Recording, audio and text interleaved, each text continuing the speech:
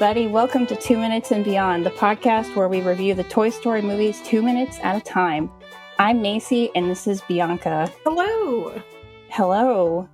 Today we have something very exciting, which is our first guest ever. Guest, would you like to introduce yourself? Hello, my name is Jared Fairclough, and I'm probably best known as a Muppet nerd. Yes. From toughpigs.com. Toughpigs.com, previously Muppet Mindset, now Tough Pigs, and it's my goal to just take over everything on the internet, so I will be taking over this podcast by the end of it. Oh, man. Today we're talking about minutes 19 and 20 of Toy Story. Should we just jump right into it? Let's do it. And can I say how excited I was when I got these 2 minutes? I was like, oh, I've got like two of the best minutes of the whole film. You really did. The writing in this scene is, I think, some of the best writing in the whole movie. It is, and the animation of it, and I mean, we'll obviously go through it, but you got Falling with Style, you've got the little light bulb that blinks. So many good moments. Love it. Yes. So this clip starts off in the middle of Buzz telling Slinky that he wouldn't want to be in the way when his laser goes off. Mr. Potato Head teases Woody, saying, "How come you don't have a laser, Woody?"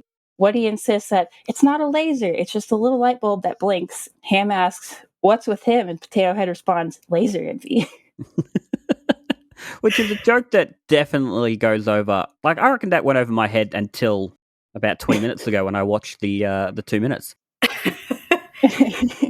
Yeah, I'm not sure when I first picked up on that joke, but it was pretty recently. I also love the little look that Bo gives Woody when he's saying it's a little light bulb that blinks. She just gives him like just this funny little look, and you can tell that I feel like Bo must be an extremely patient woman to put up with Woody and like how just like bossy and neurotic he is at this point. Well, it's interesting watching Bo as well, because literally last night, for the second time ever, I watched Toy Story 4. Oh. And they are two different characters. Completely two different characters. So yeah, it's interesting watching her here sort of just letting the guys be guys and stuff. Although she's still got a little bit of that sarcasm, I guess, and that little sassiness that she brings in Toy Story 4. Yeah, it's quite interesting.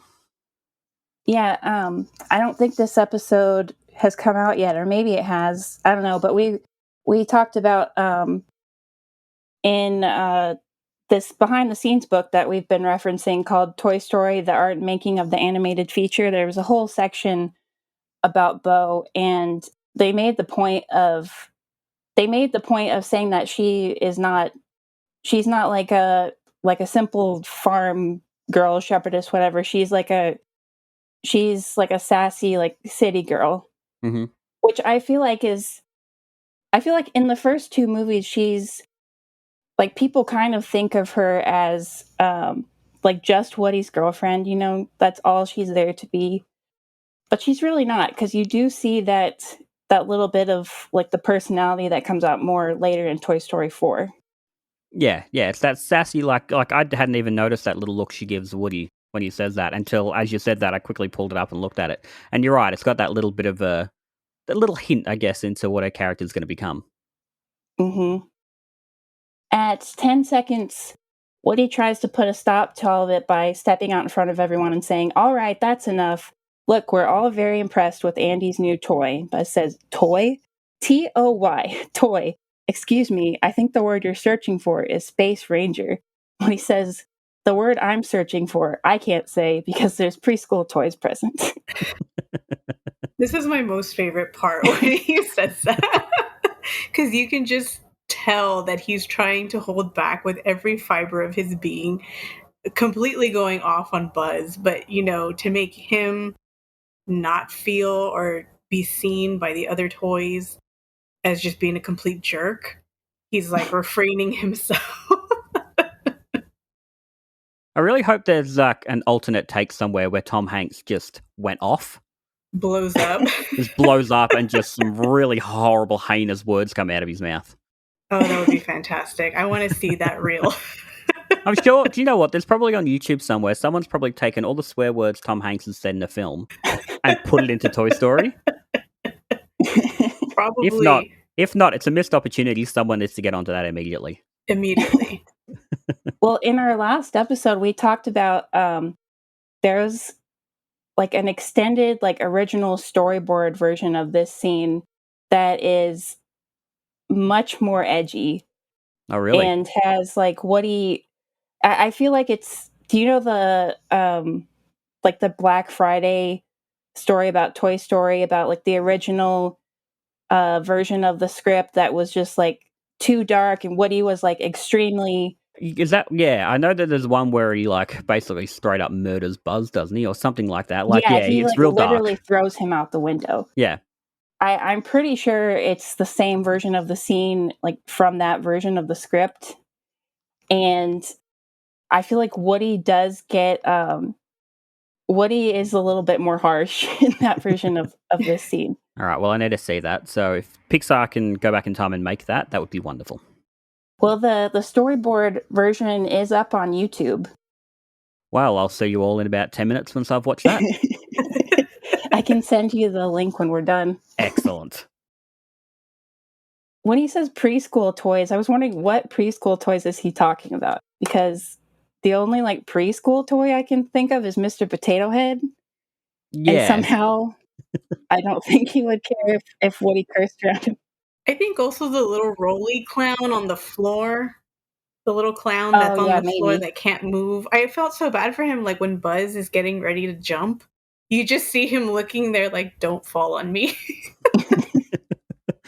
Well, I mean, you've got the troll doll as well. Could that be considered That's a preschool true. toy? Yeah. It's like 3 and up. Yeah. 3 and up. Rex isn't like a preschool toy, but I feel like he's a very innocent character. Mm-hmm. Maybe that's who he's talking about. You should have just said because Rex is here. True. Speaking of Rex, at 27 seconds, Rex says, Mr. Lightyear, now I'm curious. What does a space ranger actually do? Which just like sends Woody over the edge. He's like, he's not a space ranger. He doesn't fight evil or shoot lasers or fly. Most of the toys in the room are either just like playing along with Buzz's delusion or like trying to piss Woody off. But I feel like Rex genuinely believes that Buzz is a space ranger. Yeah, I hadn't even thought about that till now. Like, these toys know Buzz is a toy. They have to be doing this just to get a rise out of Woody, which is something I would do. I'd probably be like Ham in this situation, which is like, I'm just going to push his little buttons just to really make his little stupid little arms flail and really piss him off. That's probably the highlight of their day, just trying to find things to make Woody angry. I feel like especially Potato Head is just like, he's just really trying to push all of Woody's buttons. He's like, why don't you have a laser? Well, he hasn't got a wife at this point either, so he's probably just bored. No. Yeah, for sure. Yeah, that's not until the next movie. Exactly. I also really like when Woody is saying all these things like, it's not a laser, he doesn't fight, anything. And the way Buzz looks at Woody, he kind of looks at him like in disgust, like, how dare you say that about me? He looks so offended. Like, why would you say that? Exactly. And I'm just like, poor Buzz and his little delusion. He's so offended at what he just said.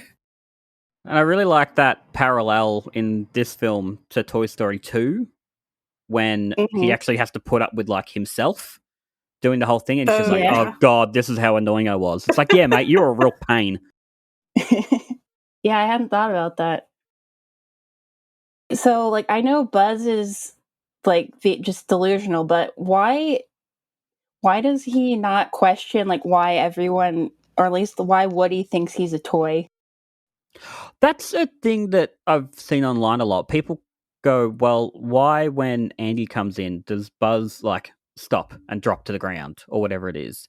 Like, does he do it just because the others are doing it and you think it's like Andy might be a threat, or is it some inbuilt like thing in him that he goes, well, I am a toy, even subconsciously knows that and goes, oh, got to become a toy so I don't freak out, Andy or whatever it is. Or is it just sort of some weird magical spell that as soon as a child rocks up, all the toys just involuntarily... I've always assumed it was just an instinctual thing. Like, maybe they can overcome it if they want to, but it's just if somebody's in the room, even Buzz, who doesn't think he's a toy, just freezes. Well, they're also very careless, I think, with if they're trying to hide themselves, because they're all very loud. Tell me you wouldn't hear, some little toy flying around the room smashing into stuff, even if they were upstairs. Exactly. Yeah. Like watching Toy Story 4 last night, the amount of times, you should have been caught. How were you not caught flying across a giant carnival? You tell me, in a carnival with 1,000 people, not one person saw that? Mm-hmm. Sorry, Pixar, but you've lost me.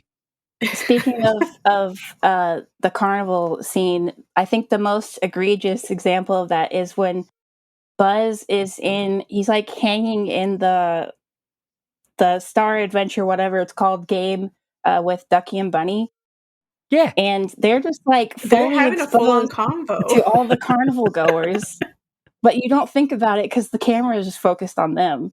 Yeah, there's a certain amount of disbelief I have to suspend for this, Pixar, but unfortunately, you've lost me, and I will be writing in a complaint. I won't. Obviously, I won't. That's not true. At 36 seconds, Buzz says, "Excuse me," and pushes the button, the big red button on his chest. His wings pop out, and everyone is very impressed. Woody grabs Buzz's wing and shakes him and says, "What? What? These are plastic. He can't fly." Buzz says, "They are a beryllium carbonic alloy, and I can fly." They continue to argue about whether or not Buzz can fly, and Woody childishly pushes his finger on Buzz's helmet and yells, "Can't, can't, can't." Buzz insists that he can fly around the room with his eyes closed, and Woody says, "All right, then, Mr. Lightyear, prove it." Buzz responds with, "All right, then I will," and pushes Woody to the side. Now, did you guys have a Buzz Lightyear toy or anything like that when you were growing up? Now, granted, I don't know how old you are. I am very old, I feel, just looking at the two of you. But, I had a Buzz Lightyear when I was 6 when this first film came out.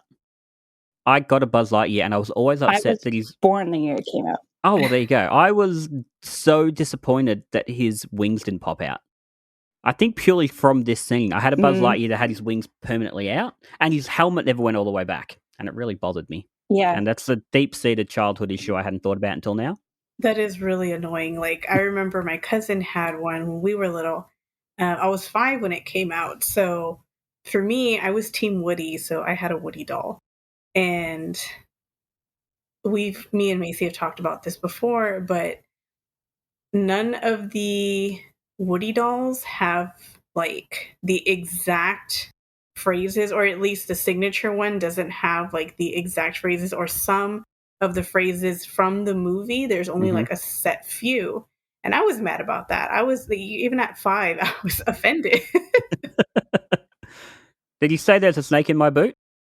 Yeah, but a lot of them don't have the "somebody's poisoned the water hole" line in them for some reason. Oh, yeah.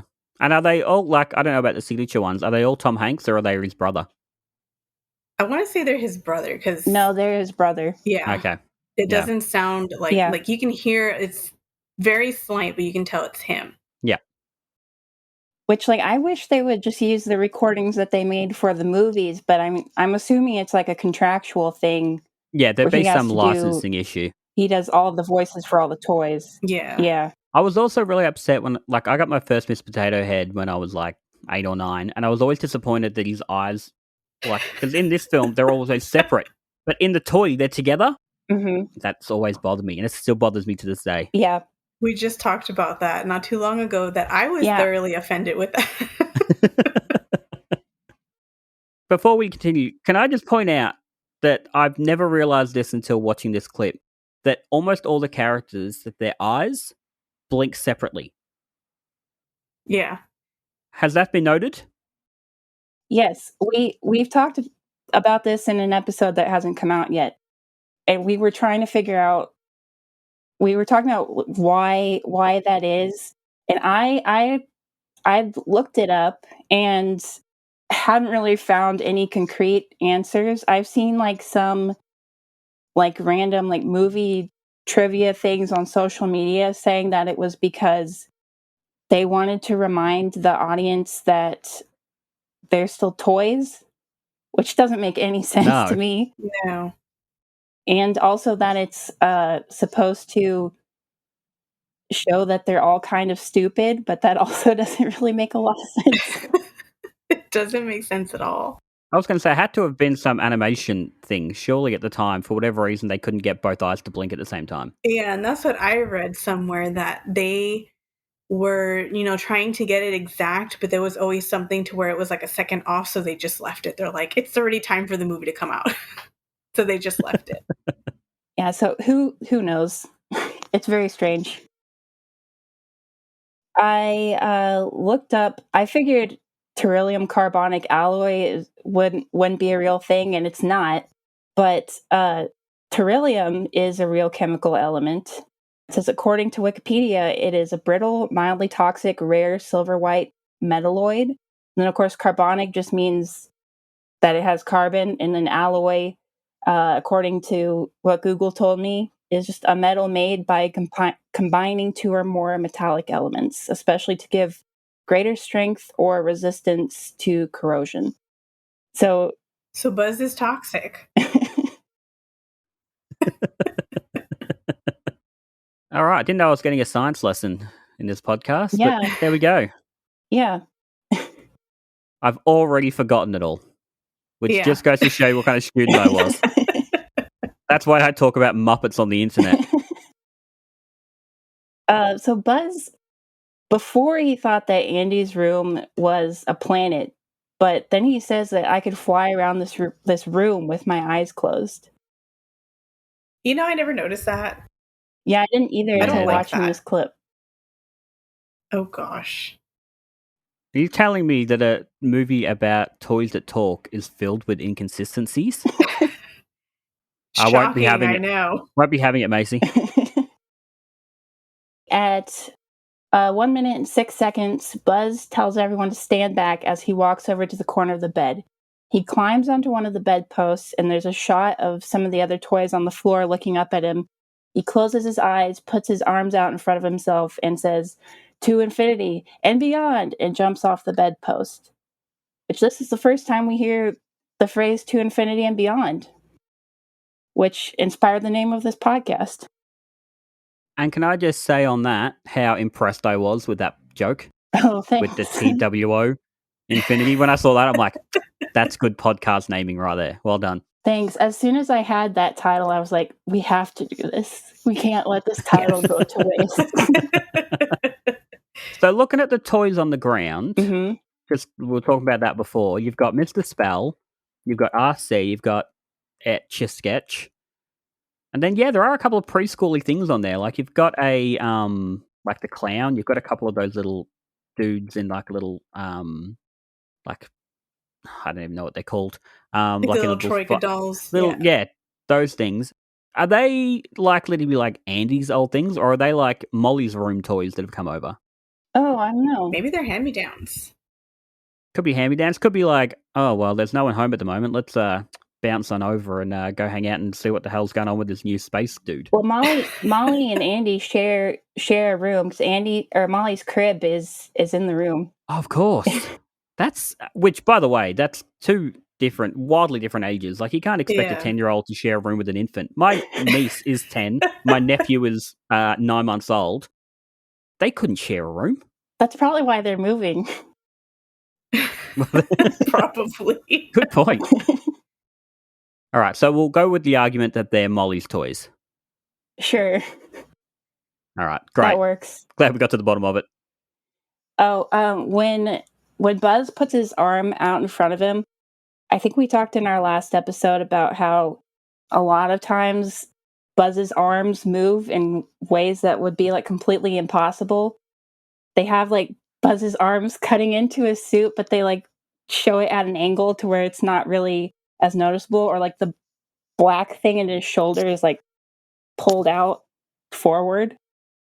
I feel like that shot, his arms are definitely like cutting into his suit, Now, For sure, yeah. I studied animation Oh, really? many, many years ago, and the amount, and we were actually shown a reel of films like Pixar films, stuff like that show you how they've cheated it. Mm-hmm. So, at this angle, you'd see Buzz Lightyear and you go, okay, well, something's, that all looks fine. But they show from a different angle and it's wildly insane the way they've had to cut into him.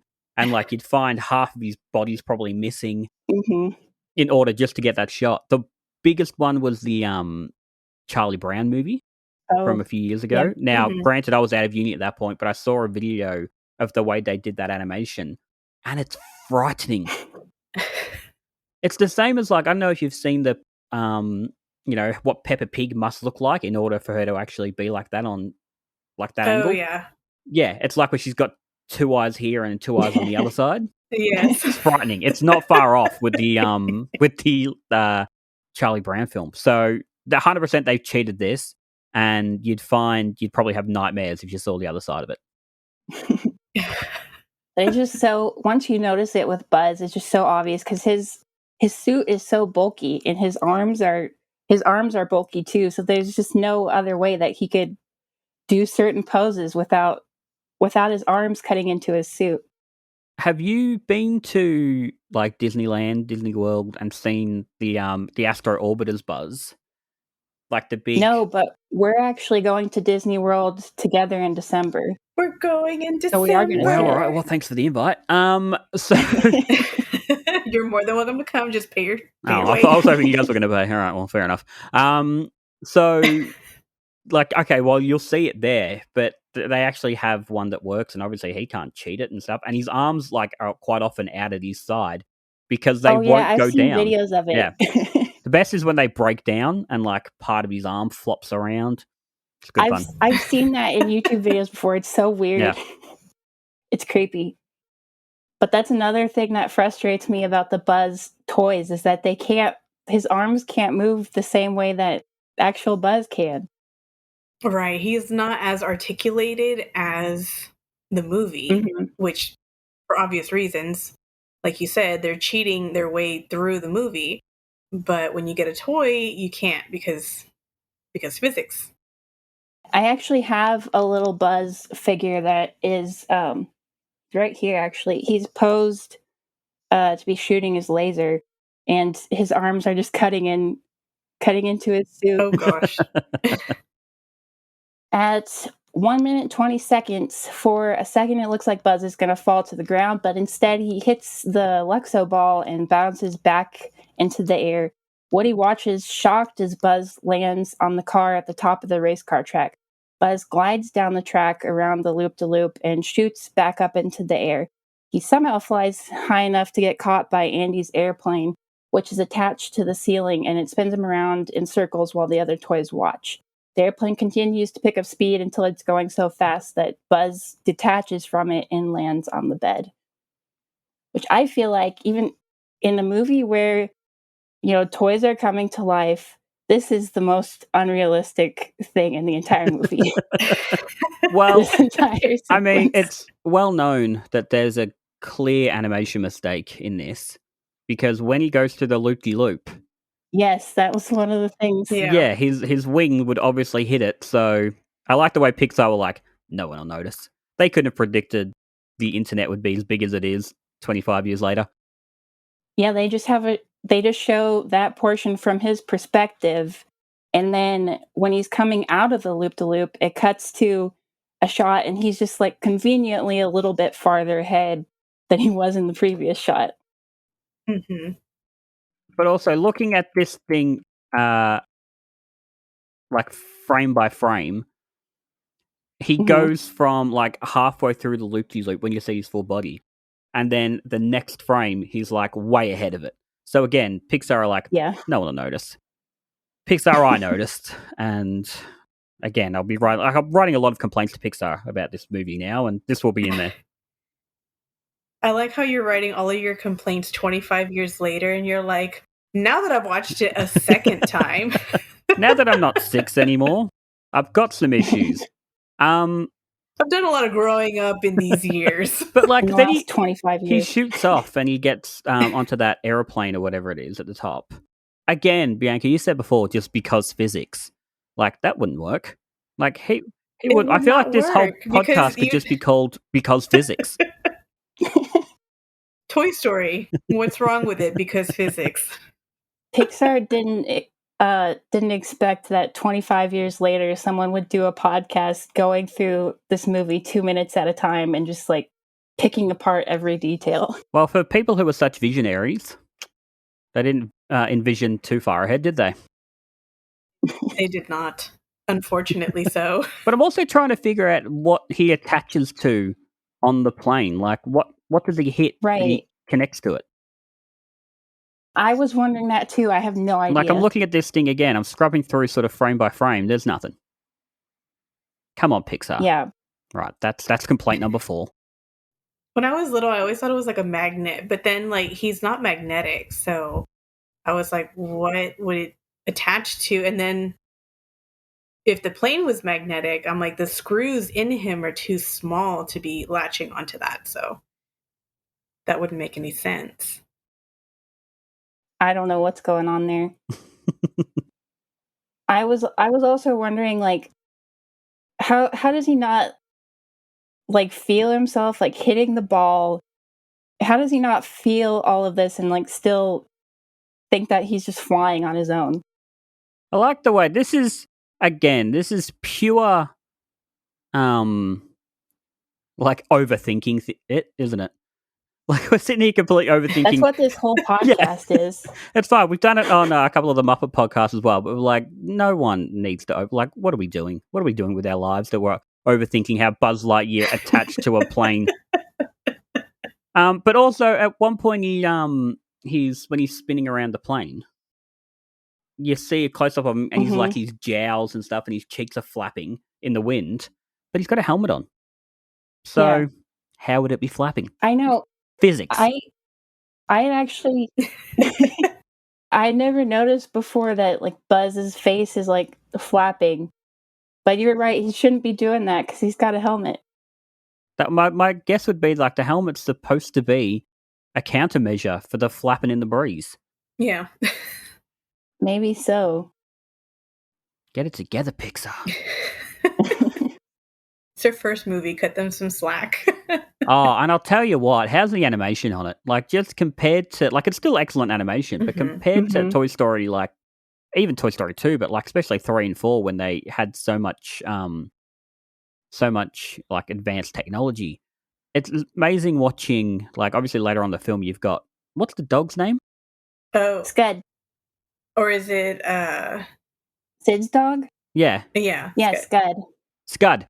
Like, you look at Scud, and Scud is a horrible, horrible piece of animation. He's a scary-looking dog.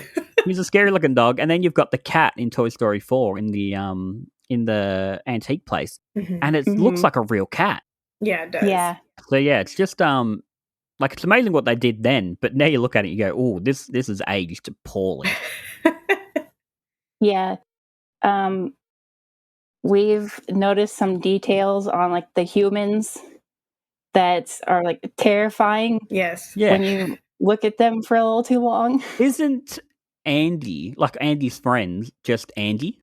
Just remodeled? Or not even remodeled, just like with a hat on? Yes. Yeah, with like different, like slightly different like hair and skin tones and clothes. Yeah. Yeah.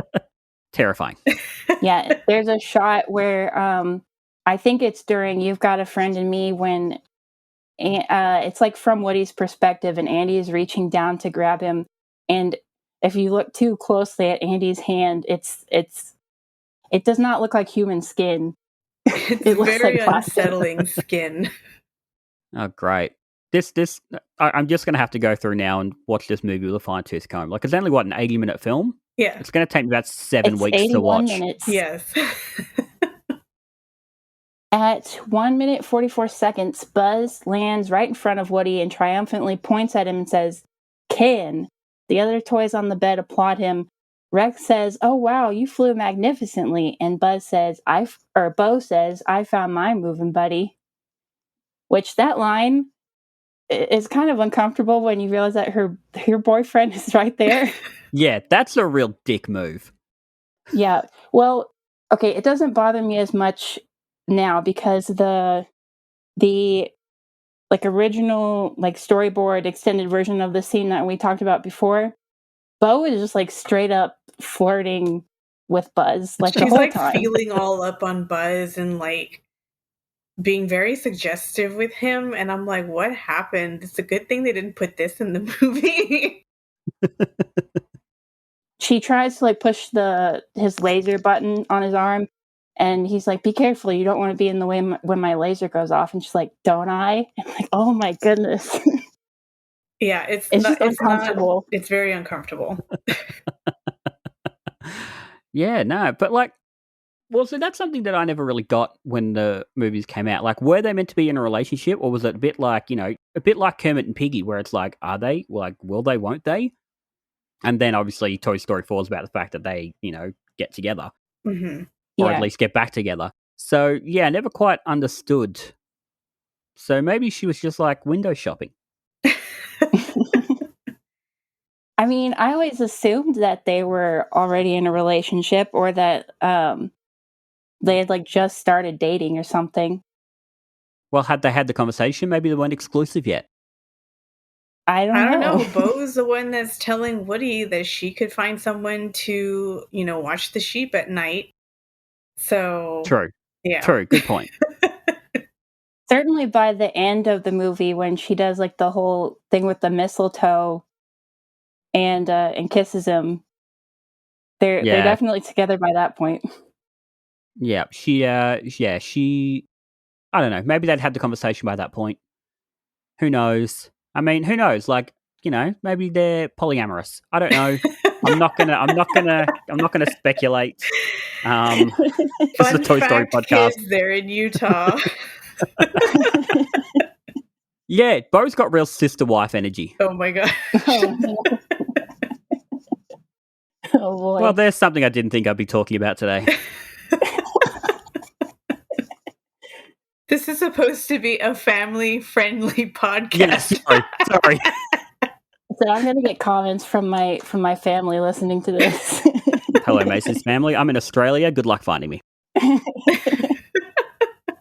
I noticed that when everyone's clapping for Buzz, the troll doll isn't clapping, and there's several other instances where, like, I think in our first episode, like our first real episode, we talked about how when Andy's playing, like he has a lot of the toys like holding their hands up while One-Eyed Bart is robbing the bank, and the troll's arms are down. Oh yeah. And then like later, I think in the next clip that in the next episode, like the troll doll, when they're all like exercising with the Tinker Toy weights, the troll doll just like has one sitting in front of him and isn't doing anything with it. Why can't he move his arms? That'd be torture. I feel like he lives a very miserable life. Yeah. Oh yeah, you can tell. Just look at them. Like he looks miserable. Or she looks miserable. I don't quite know. That's what I was about to say. Is it a girl or a boy? Well, it's got a real... He's wearing a bikini kind of thing. Bikini, but hey, look, people can be whatever they want to be. But yeah, I think I would say probably a female, just based on the bikini and the pink hair. But hey, again, you be you, troll doll. You live your life. The troll is androgynous confirmed. God, this podcast got weird. I know. That's why we don't have guests. Oh, yeah, sorry. First and last guest.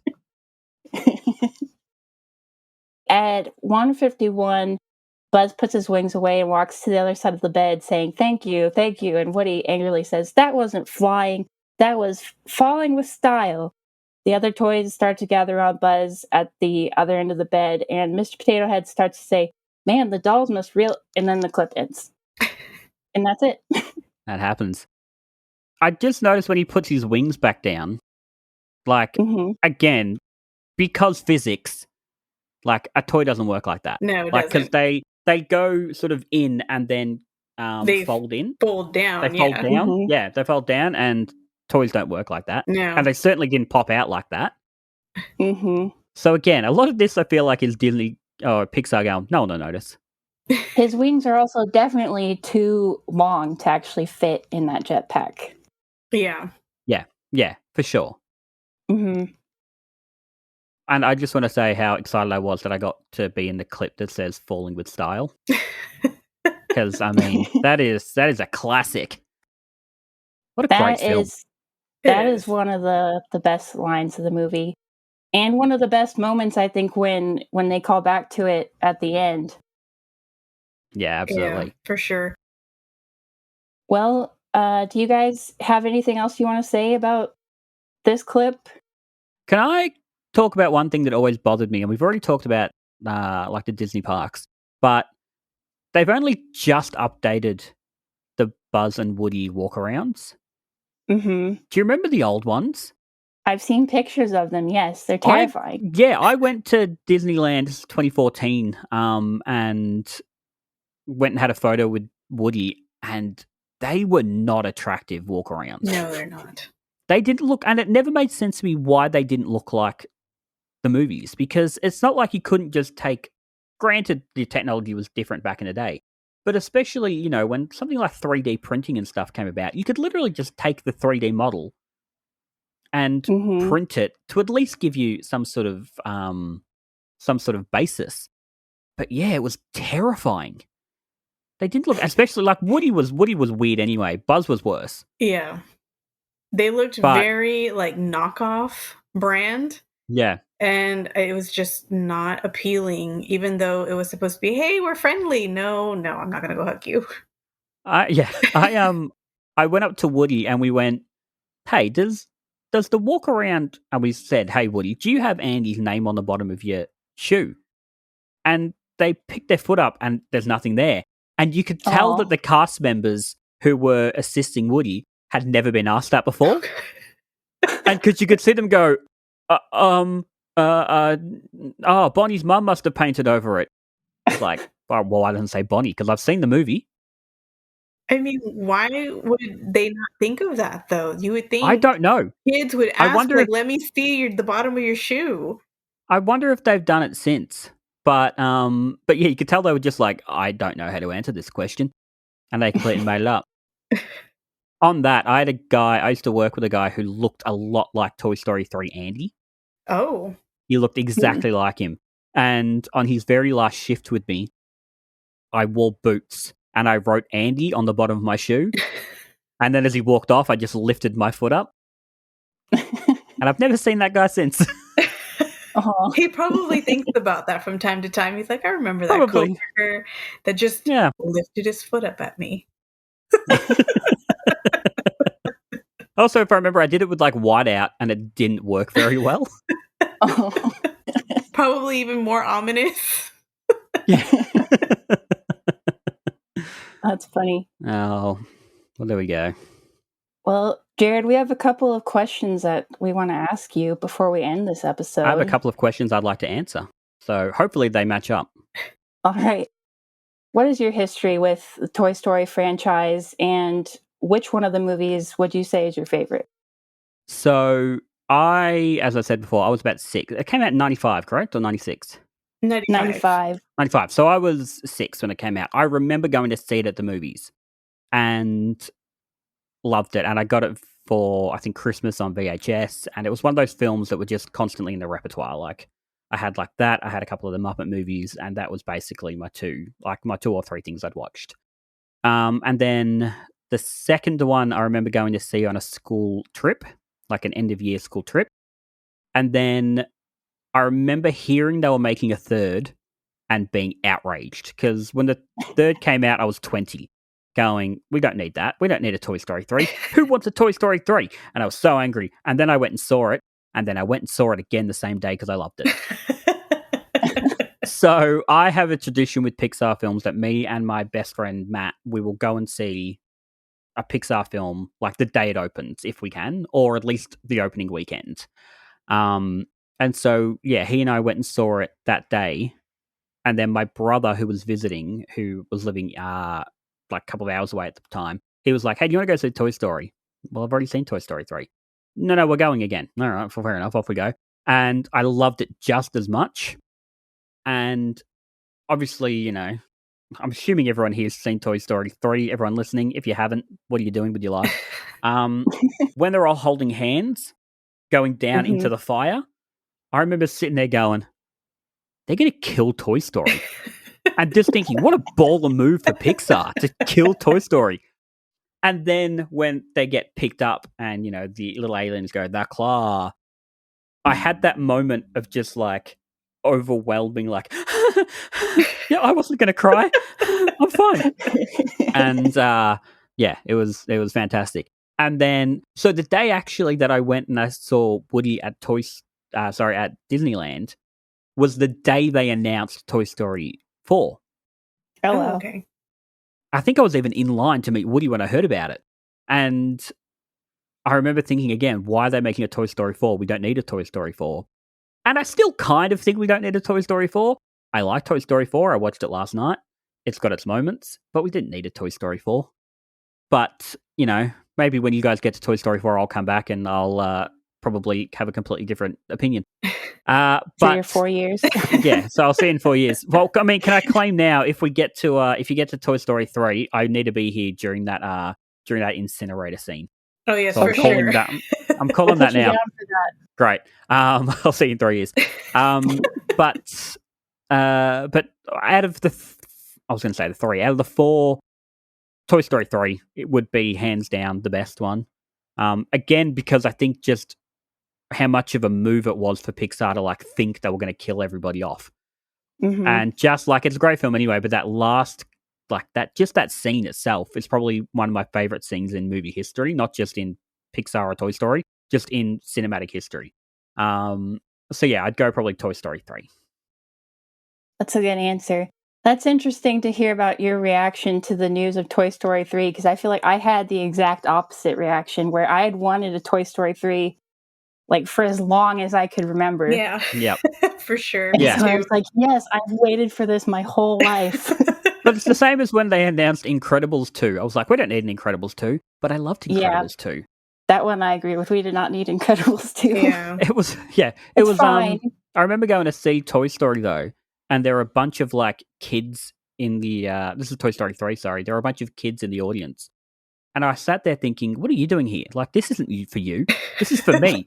I've grown up with these characters. You get out. You can come back another time. That's exactly And I said how that to a couple of felt, too. children. It's not true. I didn't really.